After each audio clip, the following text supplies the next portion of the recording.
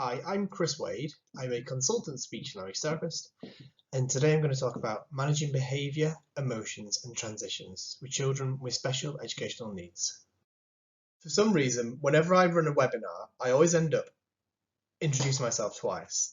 So I'm not going to say my name again. I'm not going to say my title, but I'm going to explain that I am based in Caerphilly in South Wales, but I do actually cover the whole of the UK. So in each of the webinars that I've run, I've asked the same question, or I've been asked the same question: what makes me qualified to talk about this? So my hope is over the next couple of slides, you'll start to learn a bit more about my experience, about my skill set, to kind of, in a sense, gain your confidence that I know what I'm talking about. So my first degree was in linguistics at Lancaster University, and then immediately afterwards I signed up to do I applied to do the speech language therapy degree over at Leeds Met, and I qualified in 2007, so 13 years ago. And immediately after qualifying, I started working in Redbridge in London with a paediatric caseload of children with autism, children with kind of wider SEN across mainstream schools and across a community clinic. Whilst working in London, I worked across 4 different boroughs. I moved over to Wales probably about 8 years ago. I've continued to work in both locations, so in London and Wales and anywhere in between. I've worked across mainstream schools, specialist schools, colleges. I've had a stint working for 18 months with adults with learning disabilities.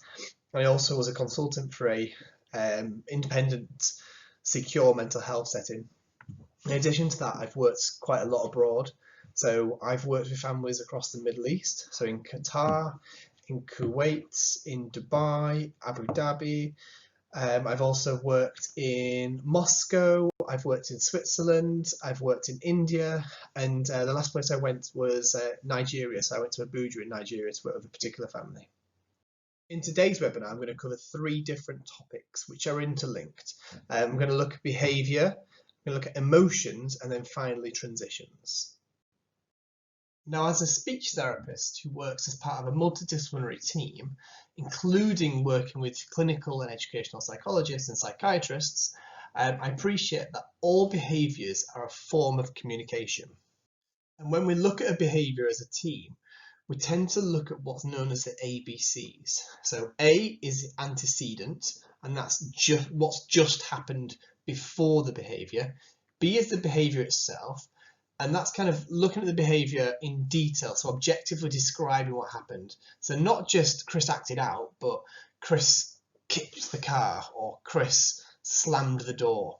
And then C is a consequence, so that's what happened straight after the behaviour.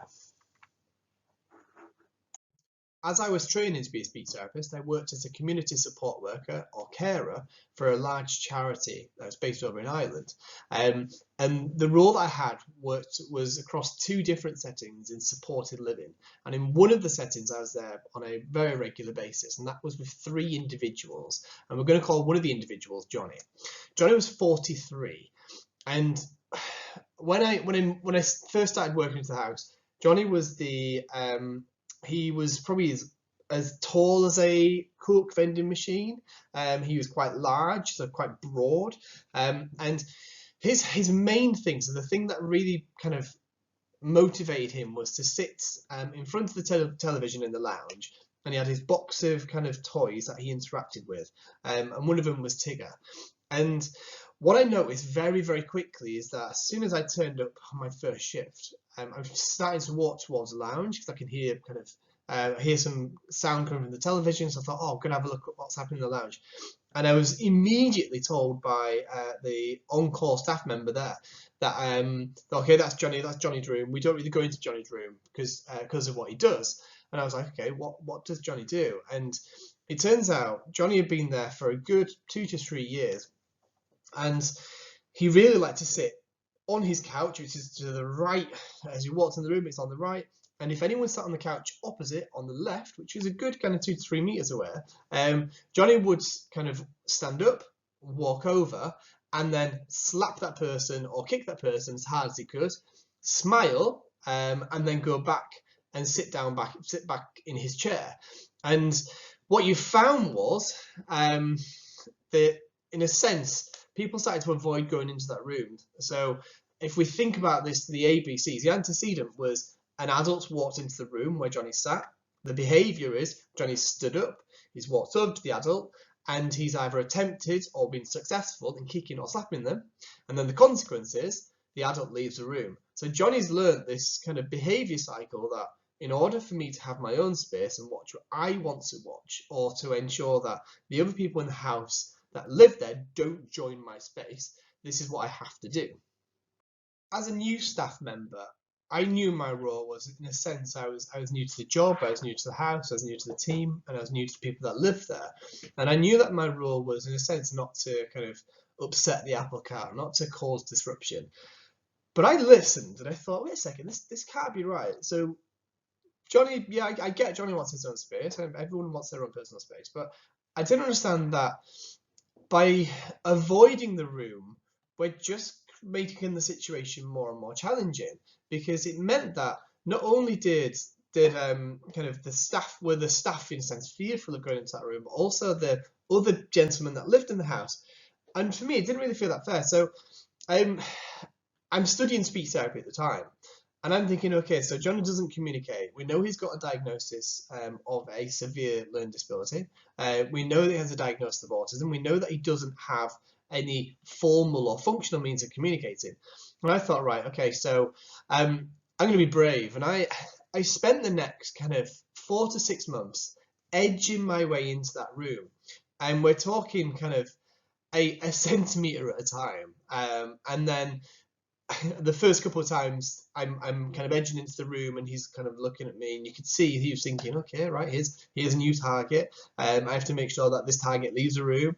And as soon as he flinched, I kind of, in a sense, swiftly left. So that's the consequence of his behaviour. He was very clear for him. And over that kind of the next kind of I'd say 4 to 6 months, I managed to get to a situation where I was able to not only sit in the room, but also using the principles of intensive interaction. And I was able to sit quite close to him with my own box of kind of interactive toys. I had my own Tigger, because he absolutely loved Tigger. And I was able to, in a sense, build up a bit of a trust and a bit of a relationship, so that he no longer needed, or he no longer worked that when he stood up and attempted to hit somebody, which at that point it was me, that situation kind of stopped. And it was through kind of, in a sense, breaking that behavior cycle that as soon as someone enters the room, he stands up and that person walks out, to the point where he actually began to accept more and more people in that room. It's slow, very, very, very kind of baby steps to get there. But I feel that the use of intensive interaction and the use of kind of really thinking about the behavior and this kind of the ABC, kind of what was happening before, what was that behavior, and how can we start to break that cycle? So how can we reduce that consequence? It allowed him, in a sense, for me, I felt like we managed to open up kind of the potential social interaction and communication possibilities, because people were actually spending more and more time with him. And whenever I've worked with any individual, so whether it's an adult learning disability, so whether it's a young person with a diagnosis such as autism in either a mainstream or a special school, I have to think, okay, so as a multidisciplinary team, including the teaching team, so we've got the psychologists, we've got the occupational therapists, we've got the speech therapists, we've usually got the teacher, usually the SENCO, the teaching assistant, parents, everybody's involved. And we have to think, okay, do we know what the cognitive levels of this individual is? Do you know where their language levels are? What do they understand? How much can they express? What's their sensory system like? Are they hyper or hypo? And is there anything else that we really need to consider when we put in a behaviour plan together? And if you start to kind of unpick all this information, you start to realise that, yes, we are all very complex. But it's so easy to in a sense, to copy and paste a behaviour plan that worked for another individual without really considering what are the special educational needs of the individual that's presenting with the more challenging behaviours at the moment. And as a speech and language therapist, I'd always advocate for a speech and language assessment for the individual with SEN from the onset, so from the get-go, so we really get to know how to best support this young person.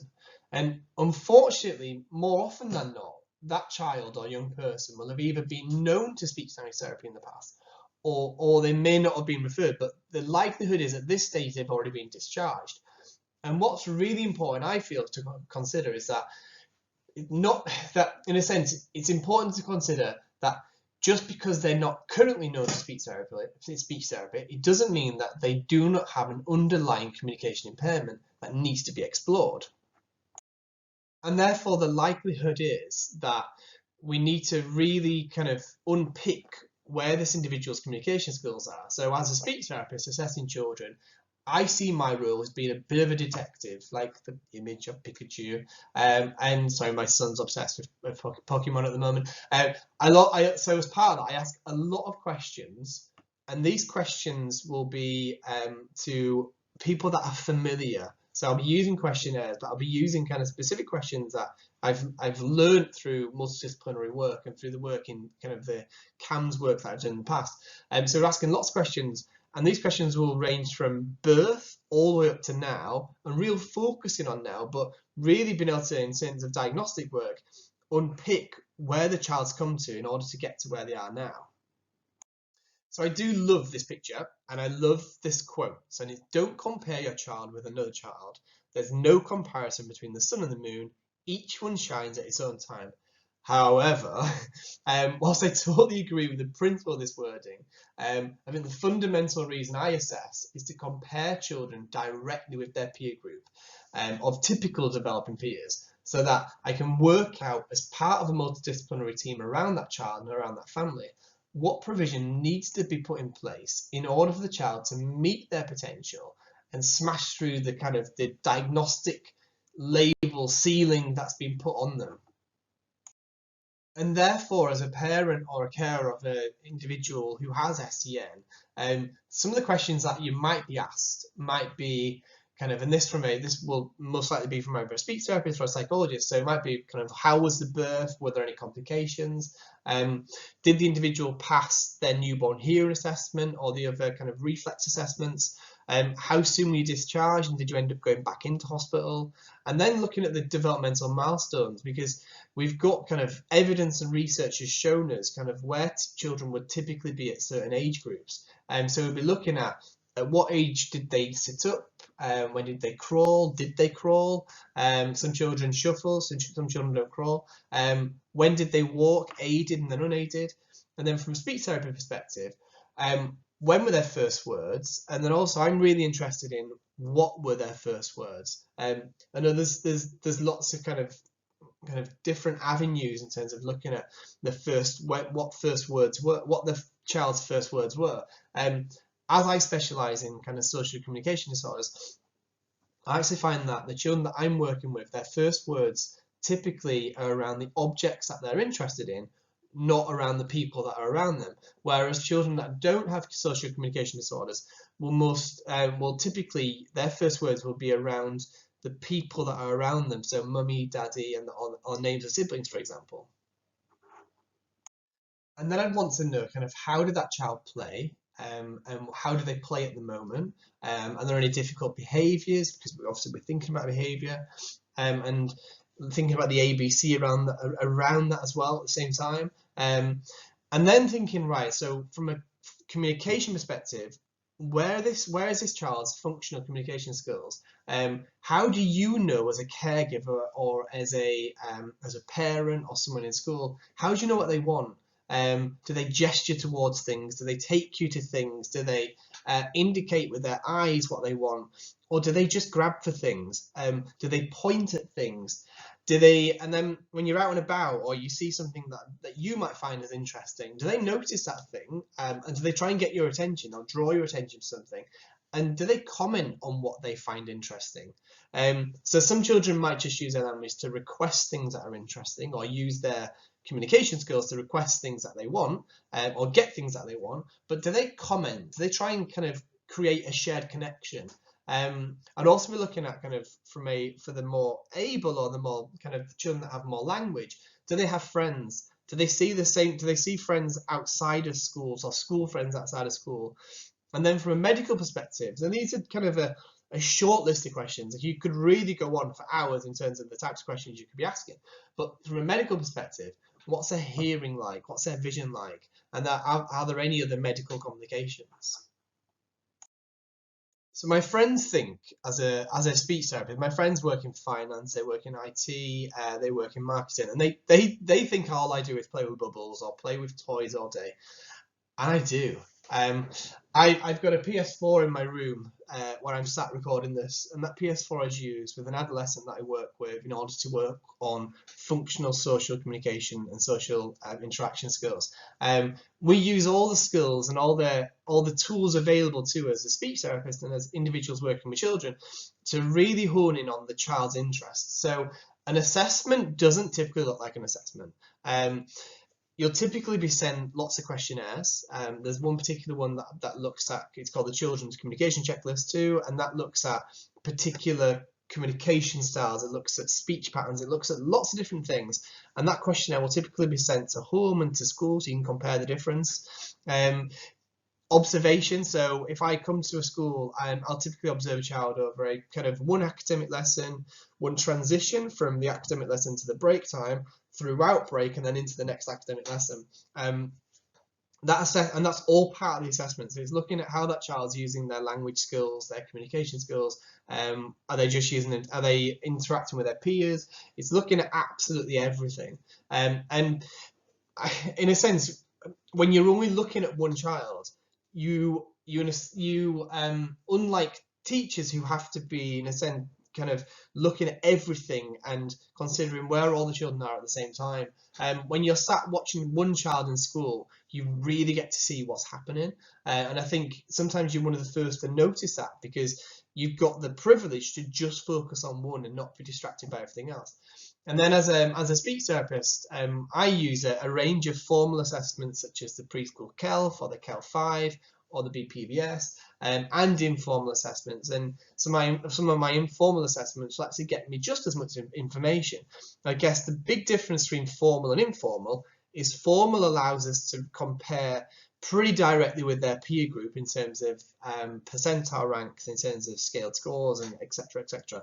And then informal allows us to compare, but gives us, I feel, more of the, or in addition, some of the qualitative data rather than just the quantitative data. And then when you bring it all together, you've got this dynamic assessment that's looked at kind of other people's interpretation and observations of a child. It's looked at their development up to now. You've observed them with their peers. You've observed them in the classroom group. And then you've also looked at them in comparison to their peers in a formal assessment. And then you've used some informal tools in order to gather some more information. So yes, I guess just like Pikachu, you're really, really unpicking what are the child's strengths and what are their special educational needs. In the vast majority of schools, one of the first questions asked, especially the primary age group, is kind of, you do your days, you do what day it is, you do what the weather's like, you introduce yourself, so hello to everybody, blah, blah, blah, blah, and then you ask how people are feeling.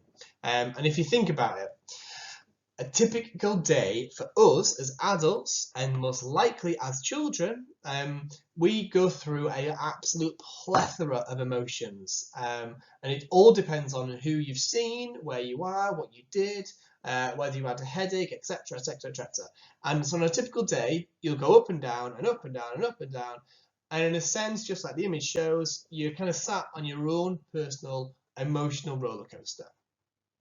So as we're on this emotional roller coaster, as adults, we're very good at identifying how we're feeling at that point, and we're able to, in a sense, change the situation we're in. So if we're feeling a bit more stressed, we might put our phone down. If we're feeling happy, we might speak to a loved one, or we might go for a walk. If we're feeling a bit tired, we might do something a little less strenuous, for example. But if you think about it, these individual children that we work with, or that are children, if we consider where they are, how would you feel if you had to reduce your ability to communicate, increase your sensitivity to noise, light, and smell, and throw in a bunch of other variables, such as the ones we've talked about in terms of cognitive levels and communication levels, and now describe how you feel at different points throughout the day? And you can imagine just how challenging that can be. And what we know about children that have speech, language, and communication needs, with or without a particular diagnosis. We know that some children have difficulty learning particular words. Some children have difficulty finding specific words and may only have a very limited number of words that are kind of considered words that are part of their emotional vocabulary. Such as they might be able to say they're happy and tired, and sad, or they might be angry, but they can't really describe or identify all the different emotions in between them. And there's so many different emotions. These children might find it difficult to put sentences together. I'm feeling sad. They might also have difficulties with saying the right pronouns. So instead of saying I, they might say you. So they might, if they feel tired, I feel tired, may come out as you feel tired. There might be difficulties with mixing up grammar. So I feel, which is in the present, might actually be said as I felt or I will feel. So they're really mixing up the grammar, which adds to a difficulty in conveying how you're feeling to the individual you're talking to.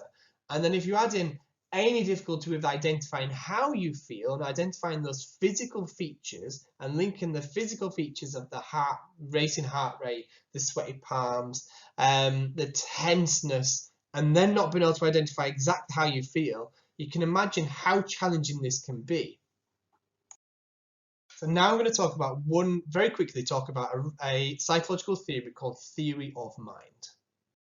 First, I want to say thanks to Hannon because I've stolen this picture from Google, which came up when I typed in theory of mind. It's quite a good one and it shows kind of the father and son. I believe it's the father and son, and the father's like, "Oh, what are you doing, Denzel?" And Denzel's like, "Oh, I'm playing with this." And this shows that Denzel as a child on a phone is not FaceTiming. This looks like it's an old phone, probably circa 1980s. Dad can't see through that phone. Dad doesn't have a clue what he's playing with, but Denzel doesn't get that. And so theory of mind refers to the ability to understand the desires, intentions, and beliefs of others. And it's a skill that typically develops between 3 years and 5 years. And it's understood that some individuals, not all individuals, that have an autism spectrum disorder diagnosis will have difficulties with theory of mind.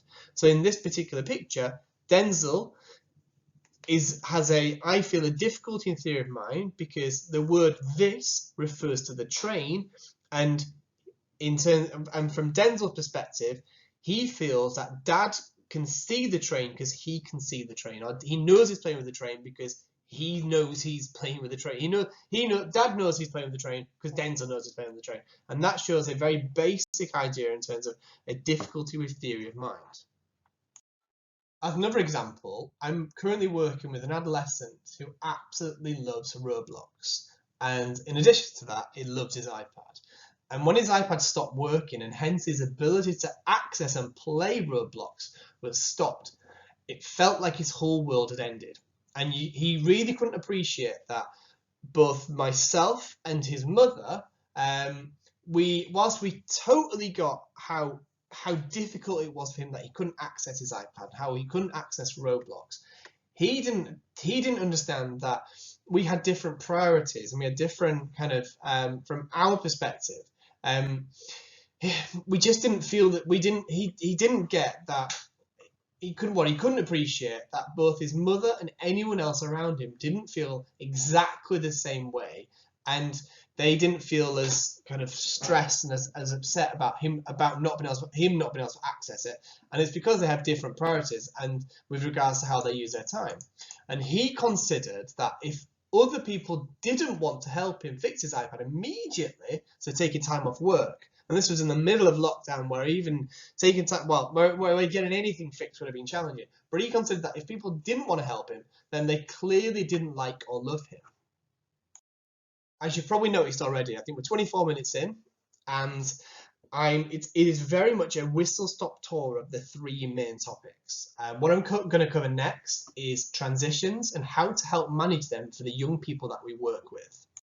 So if this was a live webinar, the first question I'd be asking is, okay, what tools do you use to plan your day? And personally, I'm a writer of lists. I have lots and lots of lists. I guess the issue is I'm not a reader of lists, but I do like to write them, and I never ever return back to the ones I've written and check them off. There are lots of other strategies people use. Some people prefer to leave themselves voice notes or to take photos of things to remember them. Others might use the calendar. They might write words on the calendar. They might draw doodles on the calendar. They might do asterisks on the calendar. They might use reminders on their phone. They might use alarms. And I guess we all have different ways of planning our days, remembering what we've planned, especially if there's something different to our typical day. And whenever considering planning for transitions, whether they be from one activity to the next, from one classroom to the next, or from the home to the car to school, or even from one school to the next school, so transition from primary to secondary, for example, what I feel is really vital to consider is how the individual's learning, language and sensory needs play a part on how the information is presented to them. Now, this is another image I've borrowed from Google, as it clearly identifies the different stages of representation, from the most concrete to the most abstract.